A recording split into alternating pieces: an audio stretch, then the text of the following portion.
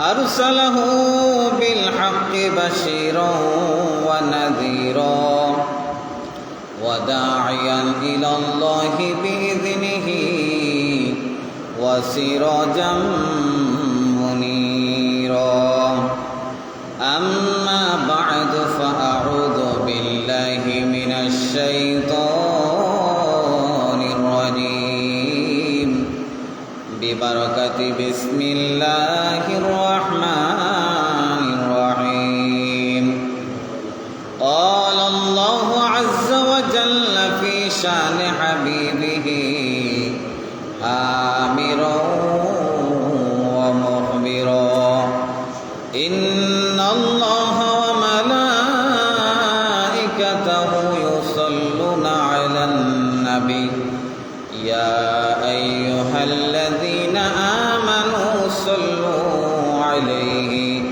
وسلموا تسليما اللهم صل على سيدنا مولانا محمد وعلى آل سيدنا مولانا محمد اللهم صل على سيدنا مولانا محمد وعلى آل سيدنا বিশ্ব পাগল কাবার জন্য কাবা পাগল মাবুদের মাবুদ পাগল নবীর জন্য নবী পাগল উম্মতের আল্লাহুম্মা সাল্লি আলা সাইয়্যিদিনা মাওলানা মুহাম্মদ ওয়া আলা আলি সাইয়্যিদিনা মাওলানা আল্লাহ তুমি দয়া করো নসিব করো মদিনা নবীজিকে না দেখাইয়া কবর দেশে নিও না আল্লাহুম্মা সাল্লি আলা সাইয়্যিদিনা মাওলানা মুহাম্মদ ওয়া আলা আলি সাইয়্যিদিনা মাওলানা কোথায় রইলেন প্রিয় নবীজি আমাদেরকে ছাড়িয়া আপনি বিনে কি লাভ হবে এই ধরাতে থাকিয়া আল্লাহুম্মা সাল্লি সাইয়্যিদিনা মাওলানা মুহাম্মদ ওয়া আলা আলি সাইয়্যিদিনা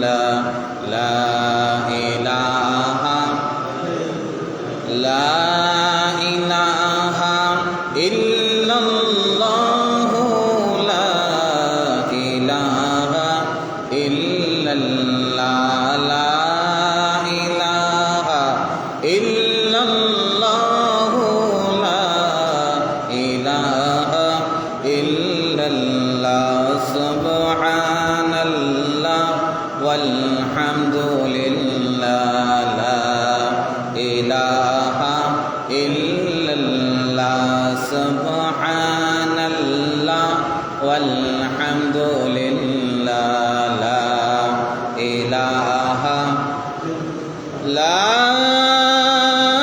إله إلا الله محمد رسول الله صلى الله عليه وسلم مولاي صل وسلم وبارك عليه।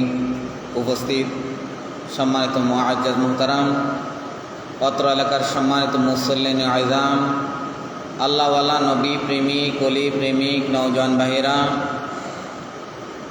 ছোট ছোট নিষ্পাপ মাসুম বাচ্চারা, পর্দানসীন মা ও বোনেরা, আজকে আমরা জিলহজ মাসের তৃতীয় জুমা আদায় করার জন্য মসজিদে এসে একত্রিত হয়েছি।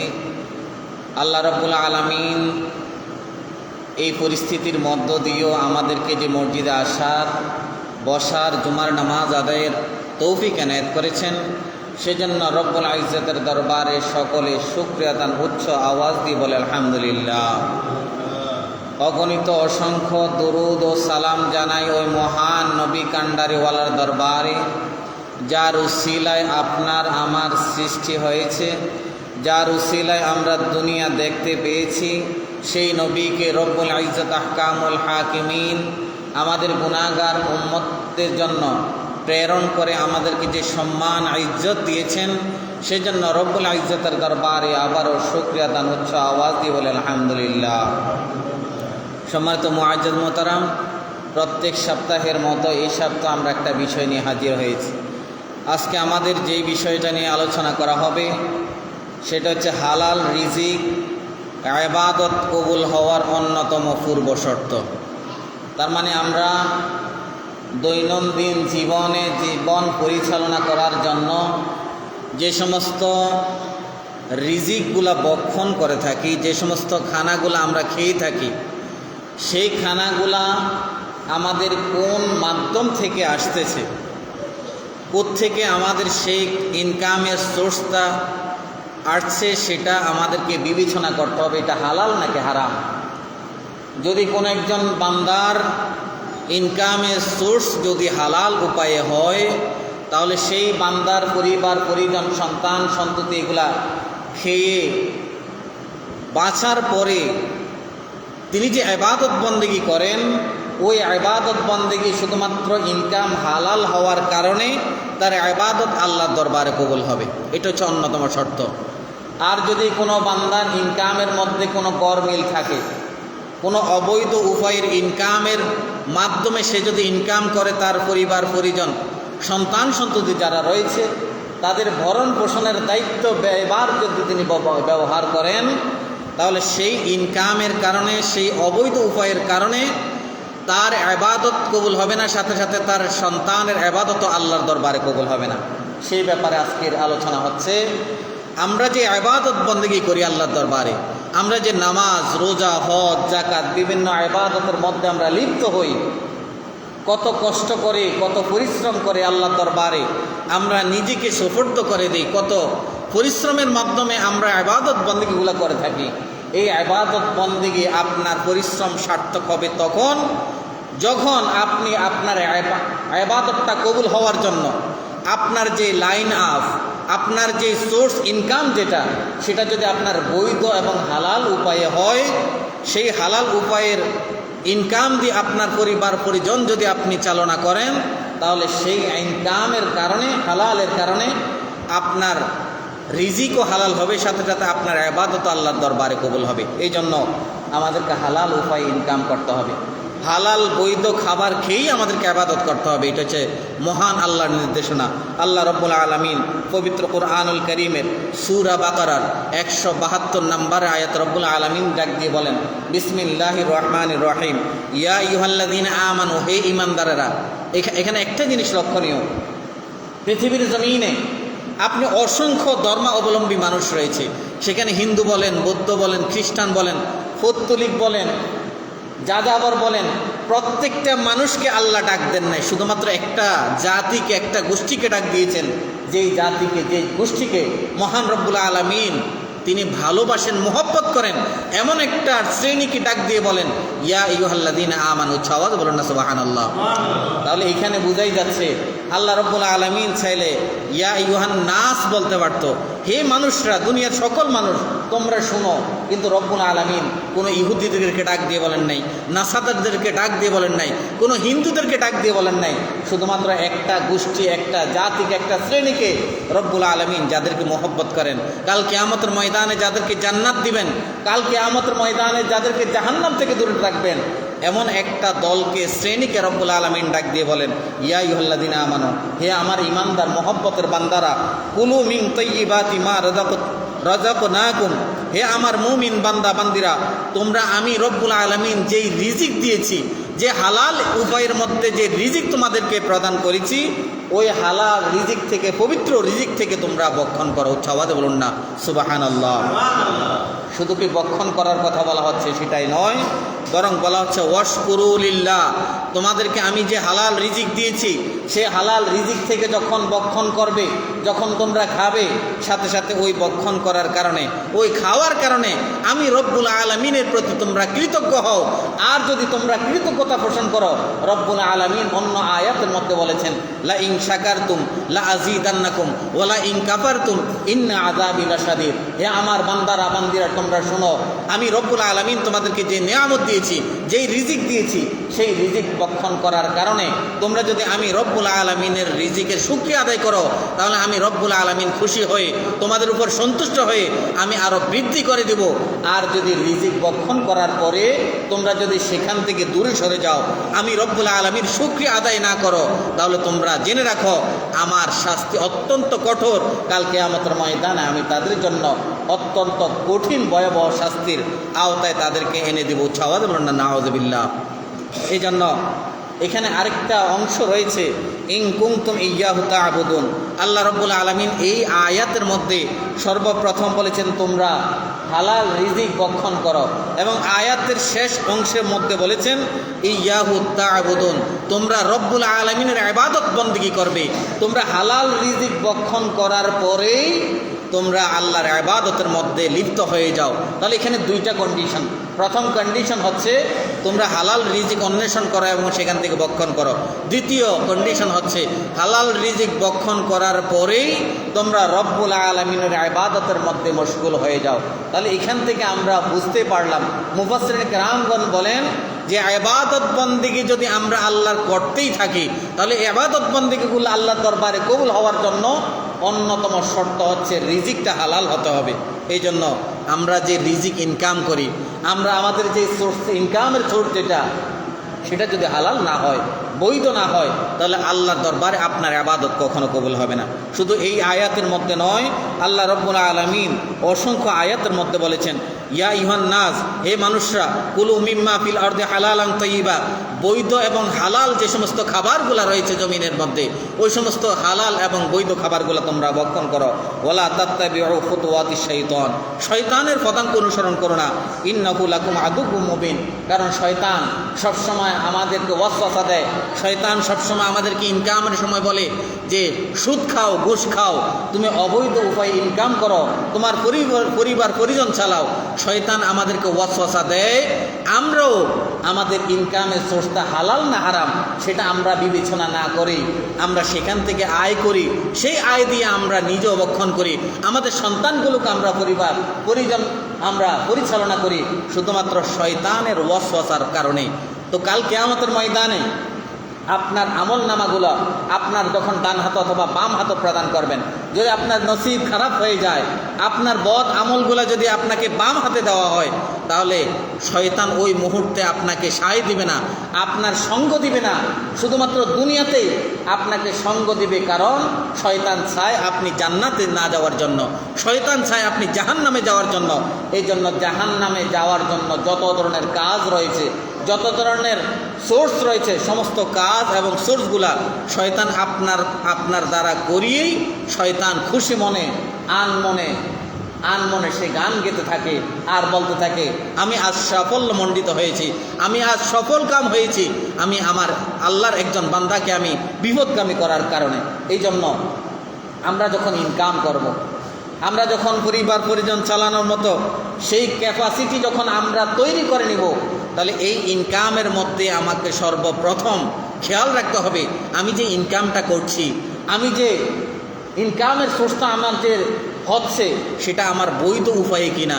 আল্লাহ রসুল সাল্লাল্লাহু আলাইহি ওয়াসাল্লাম হাদিস মুবারকের মধ্যে ঘোষণা দেন, আন আব্দুল্লাহ ইবনে মাসউদ রাদিয়াল্লাহু তাআলা আনহু ক্বালা ক্বালা রাসূলুল্লাহ সাল্লাল্লাহু আলাইহি ওয়াসাল্লাম, রাসূল করিম সাল্লাল্লাহু আলাইহি ওয়াসাল্লাম ঘোষণা দেন, তলাবু কাসবিল হালাল, আপনি যখন কোনো একটা হালাল ইনকাম তল্লাশি করবেন, ফারিদাতুম বা'দাল ফারিদা, আপনার উপর নামাজ যেভাবে ফরজ, আপনার উপর রোজা যেভাবে ফরজ, আপনার উপর হজ যেভাবে ফরজ, যাকাত যেভাবে ফরজ, ঈমান আনা যেভাবে ফরজ, ওই ফরজের উপর আরেকটা ফরজ হচ্ছে আপনি বৈধ উপায়ে হালাল উপায়ে রিজিক তালাশ করা, এটা অন্যতম একটা ফরজ। এই জন্য আল্লাহ রসুল সাল্লাল্লাহু আলাইহি ওয়াসাল্লাম হাদিস মুবারকের মধ্যে বলেছেন যে আপনি নামাজ আদায় করছেন, নামাজ আদায় করার আগে আপনি যে ইনকাম করছেন, ইনকামের বৈধ যে সোর্সটা রয়েছে, সেই সোর্স যদি আপনার হালাল উপায়ে ইনকাম যদি না হয়, তাহলে সেই হারাম বক্ষণের কারণে আপনার ইবাদত বন্দেগী সব কিছু নাকচ হয়ে যাবে, সব কিছু বিফলে চলে যাবে। কাল কিয়ামতের ময়দানে সেই ইবাদতগুলা আপনার বিরুদ্ধে সাক্ষ্য দিবে, এ বলে যে এই বান্দা নামাজ আদায় করেছে, কিন্তু নামাজ আদায়ের করার কারণে আল্লাহর দরবারে যেখানে কবুলিয়ত পাওয়ার কথা, তিনি সেখানে কবুলিয়ত করেন নাই, পান নাই। একটাই কারণ, তিনি যে ইনকাম করেছেন সেটা ছিল অবৈধ উপায়ে, হারাম উপায়ে। এই জন্য আজ কিয়ামতের ময়দানে তাকে যদিও বা জান্নাত পাওয়ার, তার ইচ্ছে মতো তার হিসেব অনুযায়ী যদিও বা জান্নাত পাওয়ার কথা ছিল, কিন্তু ওই ইনকামটা, তার যে ইনকামের সোর্সটা, সেটা অবৈধ উপায়ে হওয়ার কারণে কাল কিয়ামতের ময়দানে তাকে জাহান্নামে টেনে টেনে নেওয়া হবে। উচ্চ আওয়াজে বলুন না নাউযুবিল্লাহ। এই জন্য আরেকটা হাদিসের মধ্যে রাসূল করিম সাল্লাল্লাহু আলাইহি সাল্লাম ঘোষণা দেন, এমন একটা সময় চলে আসবে, এমন একটা যুগ চলে আসবে, মানুষ হালাল কি হারাম কি সেটা বিবেচ্য না করে মানুষ ইনকাম করতে থাকবে। আল্লাহ রাসূল সাল্লাল্লাহু আলাইহি সাল্লাম হাদিস মুবারকের মধ্যে ইরশাদ করেন, আন আবি হুরায়রা রাদিয়াল্লাহু তাআলা আনহু ক্বালা ক্বালা রাসূলুল্লাহ সাল্লাল্লাহু আলাইহি সাল্লাম, ইয়াতি আলান নাসি জামানুন, মানুষের মধ্যে এমন একটা জামানা, এমন একটা সময় চলে আসবে, লা ইউবালিল মারউ মা আখাযা মিনহু আমিনাল হালাল আমিনাল হারাম, রাওয়াহুল বুখারী। এই হাদিস মুবারকের মধ্যে আল্লাহ রাসূল ঘোষণা করেন, এমন একটা সময় আসবে আমাদের কাছে, যেই সময়টাতে মানুষ যেটা ইনকাম করছে, মানুষ যেটা গ্রহণ করছে, এটা কি হালাল উপায়ে আসছে নাকি হারাম উপায়ে আসছে, সেটা বিবেচনা না করেই মানুষ সেটার প্রতি ধাবিত হবে। যার কারণে আমরা দেখতে পাই বর্তমান সমাজে আমাদের গাড়ি বাড়ি অট্টালিকার প্রতি আমরা এমনভাবে ঝুঁকে যাচ্ছি, আমরা এমনভাবে ধাবিত হচ্ছি, আমাদের নামাজ রোজা ইবাদত বন্দেগী আল্লাহর দরবারে কবুল হবে কিনা সেটা আমরা পরোয়া করি না। আমরা ছুটে যাই সে সমস্ত ইনকামের দিকে, যে সমস্ত ইনকামগুলো অবৈধ উপায়ে।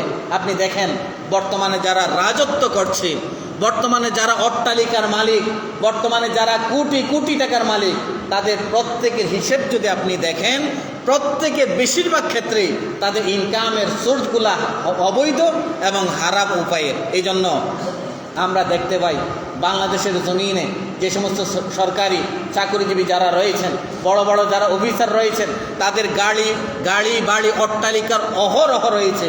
তারা বৈধ উপায়ে নয়, বরং অবৈধ উপায়ে ইনকাম করে তাদের পরিবার পরিজন চালাচ্ছে।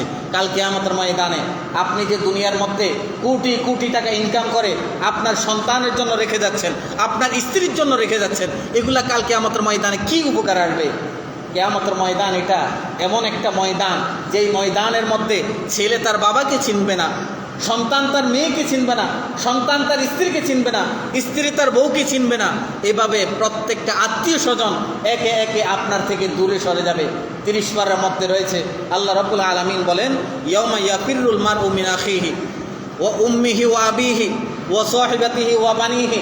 মা তার সন্তান থেকে দূরে সরে যাবে, স্ত্রী তার জামাই থেকে দূরে সরে যাবে, ছেলে তার মা থেকে দূরে চলে যাবে। আমরা শুধু কিয়ামতের ময়দানে এই ঘটনা ঘটবে যে তা নয়, বরং আমরা দুনিয়ার মধ্যেই সেটা দেখতে পাচ্ছি। কারণ অবৈধ উপায়ের ইনকাম দিয়ে আপনার সন্তানকে আপনি ভরণ পোষণ করছেন, সেটা ঠিক আছে, আপনি বাবা হিসাবে, আপনি অভিভাবক হিসাবে আপনার সন্তানকে পরিচালনা করা এটা আপনার জন্য ফরজ এবং কর্তব্য। কিন্তু সেই ফরজ এবং কর্তব্য পালন করতে গিয়ে আপনার ইনকামের সোর্সটা যদি অবৈধ উপায়ের হয়, তাহলে খেয়াল মনে রাখবেন আমাদের সন্তান যেগুলো রয়েছে, আমাদেরকে আল্লাহ রাব্বুল আলামিন যে সম্পদ দিচ্ছেন, এটা নিছক একটা পরীক্ষা ছাড়া আর কিছুই নয়। আল্লাহ রাব্বুল আলামিন পবিত্র কোরআনুল কারীমে ঘোষণা দেন, ইন্না আওলাদাকুম ওয়া আমওয়ালাকুম ওয়া আওলাদুকুম ফিতনা। তোমাদের যে সন্তান সন্ততি দেওয়া হয়েছে, তোমাদেরকে যে মাল সম্পদ আমি রব্বুল আলামিন দিয়েছি, এগুলো তোমাদের জন্য একটা পরীক্ষা ছাড়া আর কিছুই নয়। এই জন্য আমরা দেখি দুনিয়ার বুকে, দুনিয়ার জমিনে আল্লাহ রব্বুল আলামিন যাদেরকে সম্পদ দিয়েছেন তাদেরকে পরীক্ষা করার জন্য দিয়েছেন। আমরা দেখি যাদেরকে সম্পদ দিয়েছেন তারা এই সম্পদকে লিল্লাহ ব্যবহার না করে, আল্লাহর সন্তুষ্টির জন্য ব্যবহার না করে, তারা অবৈধ উপায়ে বিভিন্নভাবে এটাকে ব্যবহার করছে। তাহলে এটা পরীক্ষা ছাড়া আর কিছুই হতে পারে না। আমাদের সন্তান সন্ততিগুলা আমরা লাখ লাখ টাকা ইনকাম করে, অবৈধ উপায়ে হারাম উপায়ে ইনকাম করে আমার সন্তানের জন্য রেখে যাচ্ছে, আমার সন্তানের জন্য গাড়ি বাড়ি রেখে যাচ্ছে। কাল কিয়ামতের ময়দানে এগুলার কোনো কিছু আপনার উপকারে আসবে না। আপনি যদি বৈধ উপায় 10,000 টাকা ইনকাম করে যদি আপনার পরিবারকে যদি ডাল ভাত ভর্তা দিয়েও যদি আপনি খাবার দেন, ওই খাবার খেয়ে যদি আপনি ইবাদত করেন, আপনার সন্তান ইবাদত বন্দেগী করে, তাহলে কাল কিয়ামতের ময়দানে এই ইবাদতগুলো আল্লাহর দরবারে কবুল হবে। অন্যথায় আপনি এসির নিচে থেকে, আপনি বিশাল অট্টালিকার মধ্যে বসবাস করে, আপনি যদি কোটি কোটি টাকা ইনকাম করে যদি ইবাদত বন্দেগী করেন, আপনি যদি সারা রাত ইবাদত বন্দেগী করেন, তাহাজ্জুদ গুজারও বান্দা হন, তাহলে ওই অবৈধ উপায়ে ইনকামের টাকার কারণে আপনার ইবাদত আল্লাহর দরবারে কবুল হবে না। এই জন্য আমরা দেখি বর্তমান সময়ে এমন একটা পর্যায়ে আমরা চলে আসছি, এমন একটা সময়ের মধ্যে আমরা অবস্থান করছি, যেই সময়টাতে আমরা টাকা পয়সার পিছনে দৌড়ছি, আমরা সম্পদের পিছনে দৌড়াদৌড়ি করতেছি। ওই সম্পদটাকে হালাল উপায়ের না হারাম উপায়ের সেটা আমরা বিবেচনা করি না, যার কারণে মসজিদের মধ্যে মুসল্লির অভাব, ইবাদত বন্দেগীর ক্ষেত্রে মুসল্লির অভাব, আল্লাহর তাকওয়ার ভিতরের মধ্যে মুসল্লির অভাব। আমরা আমাদের ইবাদতগুলা আল্লাহর দরবারে কেন কবুলিয়ত করতে পারি না? একটাই কারণ যে আমাদের ইনকামের সোর্স যেটা, আমরা বিভিন্নভাবে অবৈধ উপায়ে ইনকাম করে আমাদের সন্তানগুলোকে আমরা বড় করি, আমাদের সন্তানগুলোকে আমরা রাজত্ব দিয়ে যাই। কিন্তু আপনি আপনার সন্তানকে যে রাজত্ব দিয়ে গিয়েছেন, যে সম্পদ আপনি ঢেলে দিয়েছেন, সেই সম্পদ যদি অবৈধ উপায়ের হয়, আপনার সম্পদ যতদিন থাকবে, ওই সম্পদ আপনার ছেলে সন্তান যদি হারামভাবে তারা যদি ব্যয় করে, তাহলে মনে রাখবেন কাল কিয়ামতের ময়দানে এটার জন্য আপনাকে কঠিন শাস্তির আওতায় আনা হবে। এই জন্য সাবধান হতে হবে। আপনি হয়তো মারা যাবেন, আপনি থাকবেন না, আপনি যে কোনো অবস্থায় আপনি দুনিয়া থেকে বিদায় নিয়ে চলে যাবেন, কিন্তু আপনার সন্তান থাকবে, আপনার স্ত্রী থাকবে। আপনি তাদেরকে যে দিয়ে গেলেন, আপনি তাদের জন্য যে রেখে গিয়েছিলেন যে ওয়ারিস, সেই ওয়ারিসটা যদি সঠিকভাবে যদি আঞ্জাম দিতে না পারেন, সেটা যদি বৈধ উপায়ের হালাল উপায়ের যদি ইনকাম সেটা যদি তাদেরকে দিয়ে যেতে না পারেন, তাহলে আপনি কাল কিয়ামতের ময়দানে এর জন্য কঠিন শাস্তির আওতা আপনাকে আনা হবে। এই জন্য আমরা সাবধান হতে হবে। আমাদের ইনকামটা অল্প হোক, আমাদের টাকার উৎসটা অল্প হোক, সেই অল্প ইনকাম দিয়ে রোজগার দিয়ে আমিও চলবো, আমার সন্তানকেও সেভাবে চালাবো। কাল কিয়ামতের ময়দানে আপনার এটার জন্য আল্লাহ আপনাকে উত্তম প্রতিদান দিবেন।